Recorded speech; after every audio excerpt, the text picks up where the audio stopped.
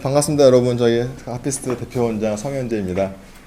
그 비가 이렇게 오시는 와중에 어저께 비가 많이 와서 많은 분들이 이렇게 참석해 주실지 걱정을 좀 많이 했는데 그래도 제 생각보다는 많은 분들이 와주셔서 되게 감사드리고요.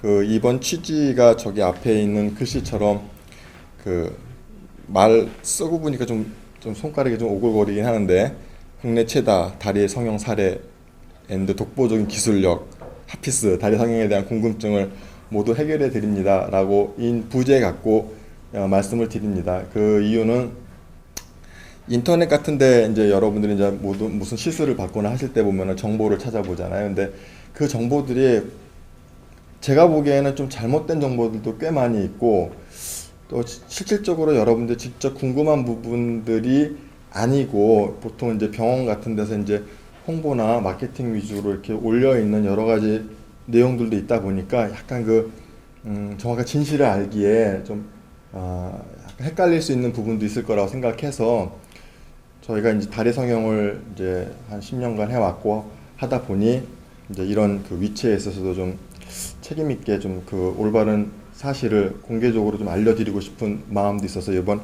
행사를 개최하게 되었습니다. 혹시 저한테 상담 받아보신 분 있으신가요? 예전 그 전에 저희 병원 오셔가지고 저희한테 아니면 수술 한번 받아보신 분 있으시고 그 다음에 다른 병원에서 오신 분도 계시나요? 그 보통 상담하시는 분들이 이렇게 와서 이제 보시기도 하시거든요. 아니면 의사 선생님들.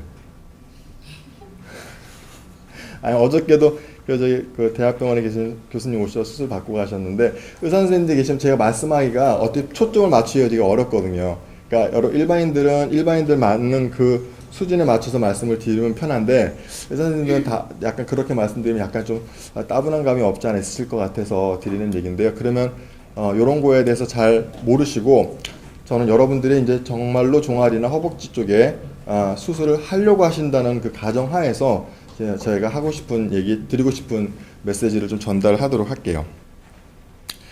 그 하피스 시술은 이제 크게 허벅지 쪽에 지방 흡입하고 그 다음에 그 종아리 쪽의 근육에 대해서 우리가 컨트롤 하는데 굳이 신체적인 구조는 다리지만 그 조직학적으로 보게 되면은 근육하고 지방하고 신경 요 세 가지 파트를 다룬다고 보시면 됩니다. 그 슬라이드 한번 보여주시겠습니까? 이게 지금 우리가 이제 의대 교과서에서 보이는 다리 사진은 이제 피부를 이제 벗겨낸 아나토미인데요. 그 종아리는 보시면 아시다시피 피부 밑에 있는 지방층이 한 5mm도 안 돼요. 되게 뚱뚱하신 분 말고는 대부분 여자들이 자기는 살이 많다고 생각하는데도 불구하고 지방을 초음파로 검사해보면 3mm에서 5mm밖에 안 되고 대부분은 다 근육으로 되어 있어요. 그러니까 다리 형태를 유지하는 가장 첫 번째 팩터는 뭐냐면 일단 뼈죠. 종아리 뼈가 어떻게 곧냐 아니면 휘어있느냐에 따라 달라지는 거고 그리고 그 위에 많은 열 몇 가지 것들이 다 저 근육이거든요. 근데 근육은 신경이 항상 운동을 지배를 하게 되어 있어요. 그러니까 우리 신경이 이제 소실이 되면 근육은 그 역할을 못 한다고 보시면 돼요. 그러니까 근육하고 신경은 항상 같이 가는 거예요. 예를 들어서 이 종아리 시술의 가장 근본적인 기본 원리가 뭐냐면 퇴축이라는 단어잖아요. 여러분들 그래서 이 종아리 시술 하시게 되면 꼭 서서 말씀드릴게요. 하게 되면은 종아리 퇴축술을 치는데 퇴축이라는 단어가 태화돼서 축소시킨다는 얘기거든요. 그러니까 근육을 우리가 칼로 잘라서 없애는 것도 아니고 단지 신경의 어떤 흐름을 줄여서 예를 들어서 전구 같은 것도 이렇게 조절하면은 불이 얇아졌다가 또 세지면 강해지듯이 신경학적인 플로우를 좀 떨어뜨리면은 그 자체적으로 근육이 쫄아들거든요. 그걸 이용하는 거예요. 마치 우리 깁스를 오래 하고 있으면은 근육이 마른 것처럼. 근데 다리를 깁스를 시켜놓으면 제일 이쁠 거예요 아마. 모든 근육들이 다 줄어드니까. 근데 그렇게 못 하잖아요. 먹고 살아야 되니까. 그래서 우리가 원하는 그러니까 종아리 근육에서도 가장 많이 튀어나와 있는 이 알통 근육 요 두 개를 중심으로 해서 이 근육으로 가는 요 노란 신경을 살짝 차단을 해서 근육을 살짝 약하게 만들고 약하게 만들어진 근육은 약간 이 다이어트 하는 것처럼 이게 마른다는 원리를 이용하는 거예요. 그런데 이게 예전에는 이게 우리나라에서만 시행되는 수술일 것 같아요. 제가 봐도. 그런데 이게 90년도 후반에 성형외과에서 원래는 어떻게 썼냐면 그 아이디어를 이용한 거죠. 신경이 없어지면 근육이 마를 것이다. 그래서 이쪽으로 이제 들어가요. 칼을 쫙 째고 피부를 째고 들어가서 박리를 하고 하다가 이 알통 근육으로 가는 신경을 찾아서 걔네들을 탁탁 잘라요. 그리고 꼬매고 나오는 거예요. 그러면 그 근육이 신경의 그 흐름을 다 못 받게 되니까 쫙 마르게 되는 거죠. 그러니까 그 당시만 하더라도 성형외과 선생님들은 어떻게 생각했냐면 안쪽에 근육을 줄여놔도 왜? 보시게 되면은 알통 근육은 두 개예요. 하나, 두 개. 다음 슬라이드 한번 보여주시겠어요? 하나 더. 하나 더. 하나 더. 여기 보면 잘 보이지 않으실지 모르겠지만 사람들은 대부분 이렇게 안쪽에 알통이 크게 이렇게 있고요. 그 다음에 이 뒤에 바깥쪽에 알통이 이렇게 있어요. 이 두 개의 알통이 있으니까 다시 앞에 그 아나토미로 들어갈게요.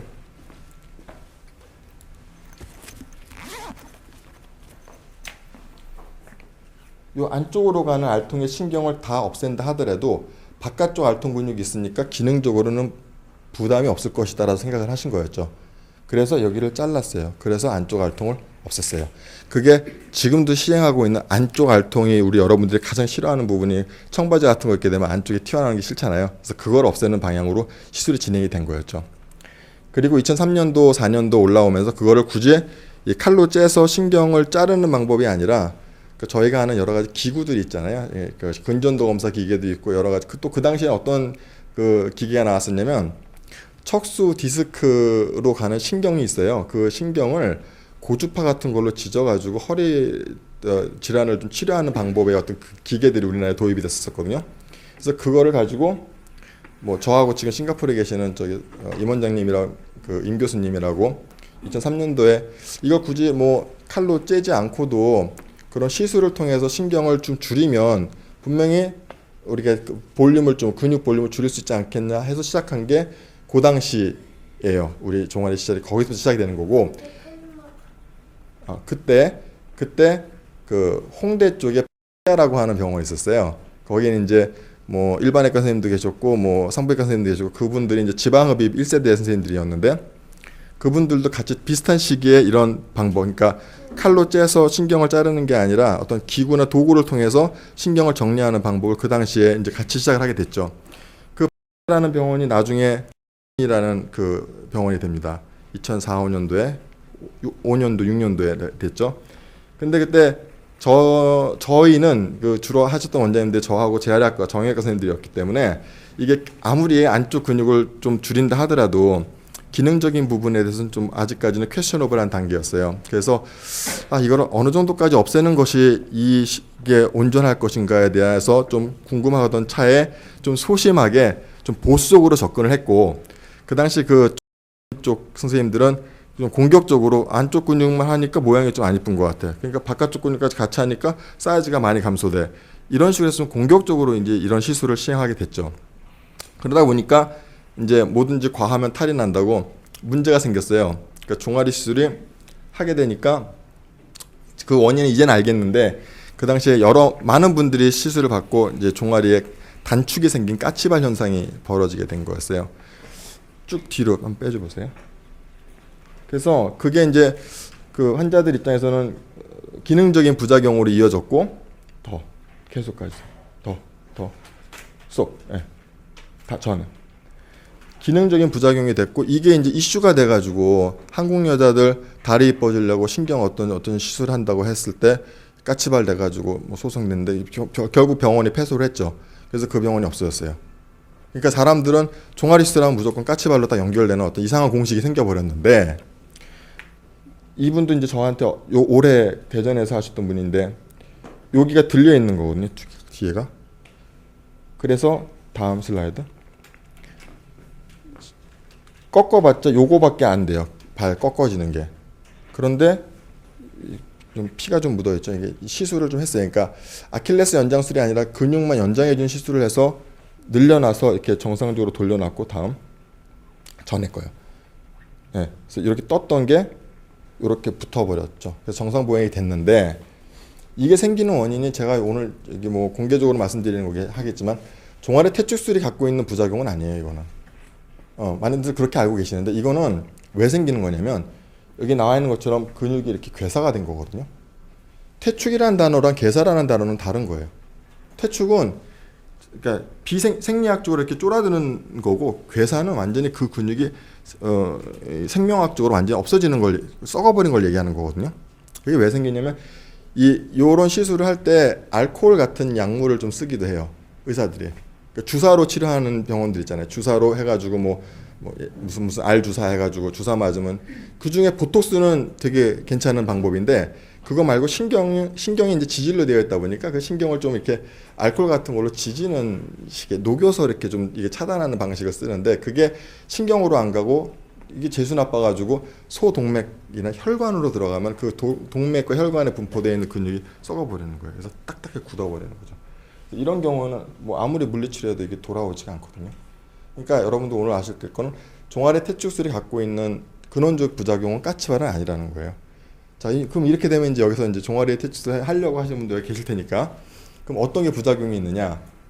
그 어떤 모든 의료 시술은 전부 다 이렇게 좀 부작용이 내포될 수밖에 없어요. 어떤 시술이든 그 중에 뭐 가장 뭐 출혈, 감염 맨날 우리가 말씀드리는 것처럼 그런데 종아리는 이게 근육이다 보니까 이 근육이 가지고 있는 고유한 성질을 어느 정도 지켜가면서 수술을 해주는 게 중요한데 자칫 좀 그게 좀 과하게 되면 좀 많이 좀 근육이 약해지는 느낌을 받으실 거예요. 자, 다시 처음으로 넘어갈게요. 그래서 제가 약간 좀 말이 좀 왔다 갔다 하는데 이 안쪽의 알통을 정리한 시대에서 이 알통만 정리를 하니까 모양이 별로 안 이뻐요. 그래서 저희도 조금씩 이제 그 단계를 좀 강하게 이렇게 좀 시술이 진행이 됩니다. 그래서 저한테 2005년도, 6년도에 받으셨던 분들은 지금 좀 많이 다 근육들이 많이 형성이 되셨을 거예요. 그 당시에는 이렇게 세게 할 수가 없었고 거기에 대해서 정확한 에비던스가 없었기 때문에 근데 지금은 좀 그거보다는 좀 더 강해지긴 했으나 대신에 바깥쪽까지 같이 시술을 하게 돼요. 그게 한 2008년도부터 저희가 진행을 했고 이 안쪽 그 종아리 근육이라고 하는 건 이렇게 바탕 근육이라고 하는 가자미 근이 이렇게 있고요. 그 위에 알통 근육이 두 개가 올려 있거든요. 그러니까 안쪽 알통 근육과 바깥쪽 알통 근육을 하다가 지금에는 그 두 개의 알통 근육 말고 그 안쪽에 있는 가자미 근도 좀 줄이는 방향으로 시술이 진행되고 있어요. 왜냐하면 이 아킬레스 건이라 그러잖아요. 이 건이 만나는 근육들이 그 세 개의 근육이에요. 안쪽 비복근, 바깥쪽 비복근, 가자미근. 이 세 개 같이 만나서 이 아킬레스가 형성이 되거든요. 그러니까 그 세 개를 전부 다 조금씩 줄이게 되면 밸런스 있게 그 형태 그대로 줄어지는데 어느 하나가 너무 쑥 들어가게 되면 여러분 또 잘 아시는 거 있잖아요. 보상 발달. 얘가 너무 쑥 들어가게 되면 다른 쪽 근육이 커져요. 왜? 우리는 직립보행을 하잖아. 아무리 운동 안 하려고 조심한다 하더라도 산에도 갈 수 있고 살다 보면 뭐 이제 여러 아가씨들이 많으실 테지만 이제 결혼도 하실 거고 아기도 갖고 몸도 늘어나고 살도 찌고 하다 보면 종아리는 부담이 많아지니까 그러면 그럴수록 어느 한쪽을 딱 잡아버리게 되면 나머지 근육이 커질 거 아니에요. 그래서 지금 컨셉은 역사를 말씀드리는 이유는 뭐냐면 이렇게 흘러와서 지금 이런 컨셉이 잡혀졌다는 얘기예요. 그러니까 종아리 수술을 받으려고 하시게 된다면 가급적이면 어느 한 부분만 물론 그럴 필요도 있어요. 왜냐하면 예전에 수술을 받았는데 한쪽이 너무 꺼져버려서 다른 쪽을 할 경우가 아니라면 이제 처음 이제 이 다리를 좀 매만지고 손을 보실 거라면 전체적으로 같이 이렇게 아우러서 가는 게 좋아요. 그래야지만 같이 줄어들어요. 그래야 모양이 제일 이뻐지는 결과가 나오는 겁니다. 다음 보실게요. 그래서 지금 요 사진은 원래 다리가 요 다리였고 이게 아마 2014년도쯤 될 것 같아요. 작년 아마 1월인가요? 2월인가요? 1월인가요? 네, 1월이었고 요게 이제 어저께 다리인데 지금 제가 이 분을 저희한테 수술 받으셨던 분인데 어제 경과를 보러 오셨다가 너무 이게 케이스가 잘 나와서 제가 또 드린 말씀도 있고 해서 오늘 이 자리에 한번 오시라고 간곡히 부탁을 드렸고 저희 뒤에 앉아 계시거든요. 실제 하신 분이신데 손 한번 감사합니다. 네. 그래서 이 다리도 보면 안쪽에 알통이 이렇게 있어요. 그죠? 그리고 여기 바깥쪽 알통이 이렇게 있어요. 두 개. 이게 비복근. 그 다음에 그 뒤에 이렇게 가자미근이 이렇게 있는 거예요. 그러니까 아까 제가 말씀드린 컨셉대로 안쪽 알통하고 바깥쪽 알통도 하고 요 비복근도 하고 가자미근도 하고 그렇게 되면은 이런 느낌이 되는데 보면은 여기는 까치발을 드셨는데 요건 까치발을 안 드셨어요. 저는 들고 찍어보고 싶고 비교를 한번 해보고 싶었는데 같은 조건에서. 근데 이분은 그걸 안 하시겠다고. 왜? 자꾸 그런 거 하면 알 생기니까요, 선생님. 그러니까 그 정도, 그러니까 한 번만 들어달라고 했는데도 결국 못 찍었어요, 제가. 그래서 요거라도 찍자.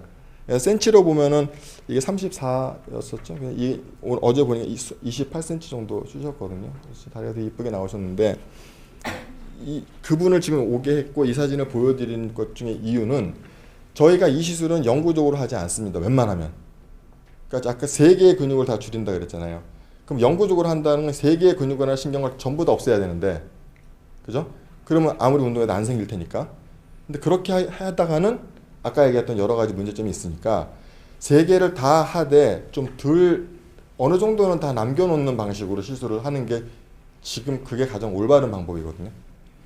종아리 시술 대학병원에서 하는 병원 봤어요? 이거는 온리 미용이에요. 어떻게 보면. 그러니까 다리가 좀 이뻐지고 또 현대 도시를 살아가는 여성으로서 다리가 너무 두꺼워서 컴플렉스가 있는 분들이 너무 좀 내가 치마 입고 다녔을 때 뒤에서 누가 쳐다보는 것 같고 좀 문화적으로나 사회적으로 좀 그런 면이 없지 않아 있으니까 그런 것들 때문에 좀 지금보다 나은 방향으로 개선하고자 하는 미용 시술이기 때문에 대학병원 같은 데서는 잘 하지 않고 이게 좀 어떻게 보면 좀 자생적으로 이렇게 발전되어 온 일종의 의학적인 학문이거든요. 그러다 보니까 이거는 가장 최소한으로 줄여서 최대 효과를 보게 하는 게 저희 같은 사람들의 어떤 일이라고 생각해요. 그러다 보니까 신경을 조금씩 남겨놓는단 말이에요. 그러면 이제 주의해야 될 게 뭐냐면 이 발목 근육을 많이 써서 근육을 많이 쓰는 동작을 하지 않는 게 만들어놓은 다리가 좀 오랫동안 유지될 수 있는 길이죠. 그러니까 이 시술을 하고 마라톤을 뛰어도 돼요, 뭐 발레를 해도 돼요, 산 타도 돼요. 이거는 저는 좀 아닌 것 같아요. 물론 그렇게 한다 손 치더라도 예전처럼으로 가지는 않아요. 가지는 않는데 이뻤을 때 모습이 유지되기 위해서는 어느 정도까지 시간이 좀, 그러니까 내 몸과 이제 완전 싱크로가 돼서 이렇게 적응이 될 때까지는 한 2년간은 그런 행위를 좀 가급 좀 줄이시는 게 좋아요. 그래서 그런 걸 너무 잘 지켜주셔서 한번 오셔서 혹시나마 이 토크가 끝나고 나서 여쭤보고 싶은 게 있으면 물어보시면서 그 느낌, 수술하고 났을 때 어떤 뭐 불편감 이런 것도 같이 공유하고자 한번 제가 모셨으니까 이렇게 나중에 한번 의논 한번 해보시면 좋을 것 같아요. 어쩌다 와주셔서 감사합니다. 네. 자, 다음. 자국은 한 요 정도 나옵니다. 요 뒤에서 들어가고요. 아까 봤던 재밌는 거는 우리가 정리하려고 하는 그 근육들이 보통 근육은 감각신경하고 운동신경이 같이 들어가요. 그러니까 어떤 근육들은 그걸 자르잖아요. 그러면 근육만 없어지는 게 아니라 감각까지 없어져요. 그 전체가 다. 그래서 위험한데 다행히도 이 종아리 쪽 근육은 대부분 운동신경만 돼 있고 감각신경은 따로 들어가요. 전으로도 좀 가주세요. 하나 더. 감각신경이 요거거든요. 요 노란 거 보이세요? 맨 위에. 이건 근육 위에 있어요.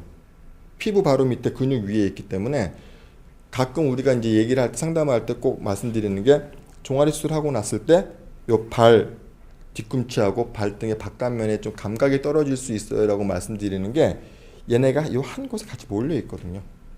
그래서 저희가 수면 마취를 안 하는 거예요. 이 시술을 하면서 제가 계속 저나 송 원장님 수술하다가 저 발 쪽으로 전기오면 얘기하세요, 발 쪽으로 전기오면 얘기하세요 이렇게 얘기 드리는 게 뭐냐면 이 신경이 바로 그 근처에 있으면 그걸 느끼거든요. 안 자니까.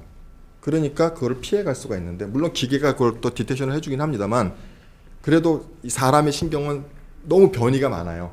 딱딱 이렇게 있는 대로 있는 게 아니라 사람마다 다 다르고 형태마다 다 다르기 때문에 그런 것들 때문에 저희가 수면 마취를 안 하고 그냥 부분 마취해서 하는 거고 요 감각신경은 약간 손상을 받을 수가 있다 수술하고 나서. 근데 대부분은 왜냐면 이 신경이 요렇게 해서도 오지만요 요 뒤 앞쪽에서도 나오는 2개가 있거든요. 2개가 만나서 하나가 돼서 이렇게 내려오는 거기 때문에 요 가운데 신경이 부분 손상이 된다 하더라도 바깥 신경이 있어서 감각 소실이 대부분 회복이 됩니다. 다음. 그래서 이게 이제 제가 아까 얘기 드린 것처럼 지금 최근 컨셉은 안쪽의 알통, 바깥쪽의 알통, 가자미근까지 같이 들어가는 요 패턴으로 시술한다는 거. 다음. 그러면 이제 여기서 이제 많은 분들이 또 이제 여러 가지 고민을 하시는 것 중에 하나가 대부분 사람들은 이제 오늘 이제 이런 교육을 받으셨으면 그래 안쪽 알통보다도 전체적으로 하는 게 좋겠다 이렇게 생각하실 텐데 많은 사람들은 그래도 안쪽 알통이거든요. 이분도 그랬어요. 오자마자 안쪽 알통을 좀 해달라. 이래서 왔는데 헤어 디자이너시거든요. 그럼 안쪽 알통을 하게 되면은 안 그래도 다른 쪽 근육이 강한데 이 센 근육을 죽이게 되면 다른 쪽 근육이 이렇게 커질 수밖에 없거든요. 이 사진은 안쪽 알통을 하지 않았어요, 아예.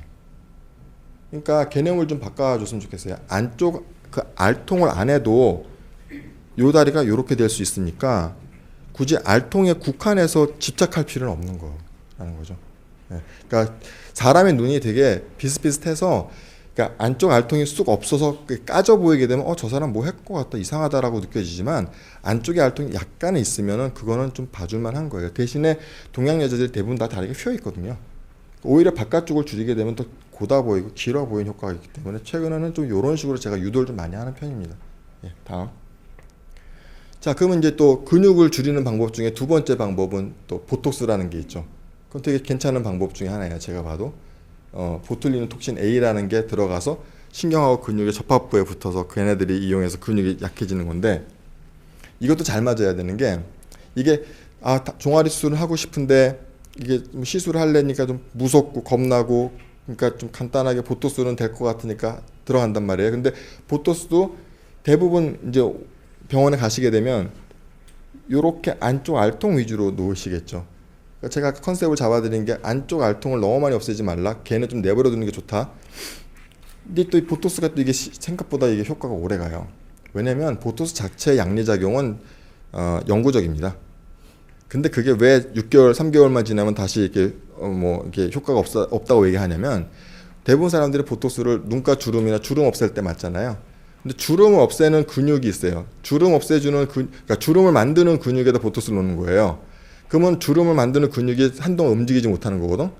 움직이지 않으니까 피부가 이렇게 접혀지지가 않으니까 주름이 없는 것처럼 보이는 거죠. 근데 그 사람 맞고 나면 웃어도 웃는 것 같지 않고 좀 어색하잖아요. 근데 3개월이 지나면 이게 근육이 움직여져요.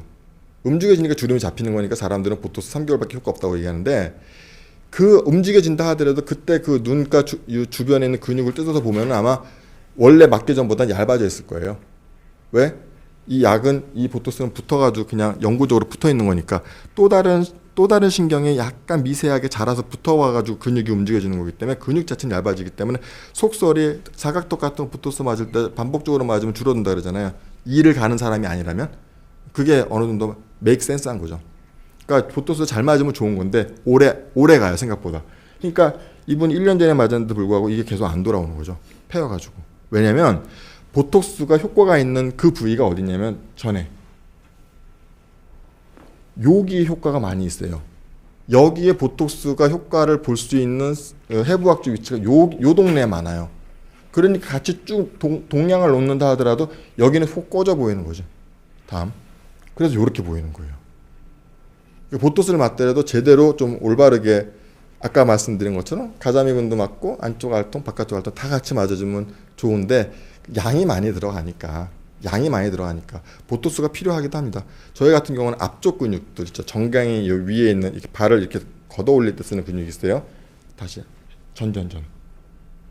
네, 여기는 신경 어떻게 처리가 안 되거든요. 이쪽에다 보톡스를 놔요. 그러면은 뒤에도 좀 좋아지고 앞에도 좋아지고 해서 같이 전체적으로 다 좋아지는 느낌이 납니다. 그래서 그 왜 영화를 봐도 황정민이 주연이고 오달수가 조연이잖아요. 오달수만 있어도 재미없고 황정민만 있어도 재미없어요. 그러니까 보톡스는 시술이라고 하는 큰 틀에서 약간 이렇게 양념처럼 들어가주면 참 좋은 우리 트리트먼트 툴이 될 수가 있는 것 같아요. 다음. 네, 요것도 까치발 들려 있었던 건데 여기로 들어가서 늘리고 붙이고. 다음. 아까 보신 거고 다음 됐습니다. 예. 그래서 저희가 이렇게 하고 싶은 얘기에 드리고 싶은 얘기는 되게 많은데 또 바쁘시잖아요. 빨리 저 끝나고 또 송 원장님 또 얘기하시고 또 우리 이선미 트레이너 얘기하시고 이제 이게 가야 되니까 여기서 저는 마치고 혹시 질문 있으면 한 분만 딱 날카로운 질문 하나만 좀 해줘 보세요. 사실은 저 질문하고 싶은 게 되게 많은데 네네. 선생님 날카로운 거 하라고 하니까 네네네. 좀 부담스럽더라고요. 네. 근데 이거 시술 받고 나면 네. 일상생활 똑같이 다 하잖아요. 출퇴근하고 네네네. 네. 운동하는 거, 수영 네네. 할수 있는데 최대한 안 해야 되는 거예요. 저기 네. 시술하고 3개월까지는 조심하고요. 저 2014년도 1월에 했는데 올해 저 만리장성 올라갔다 왔고 천안도 북경 여행하고 일본도 여행 갔다 왔거든요. 걸어서. 그 왜 안 하셨어요? 까치 바로. 맞아요? 네. 근데 최대한 3개월까지 조심했어요. 아. 그때 조심하고 그 이후에는 네. 많이 걸었는데 안 돌아오더라고요. 종아리 근육이 많이 생각보다는요.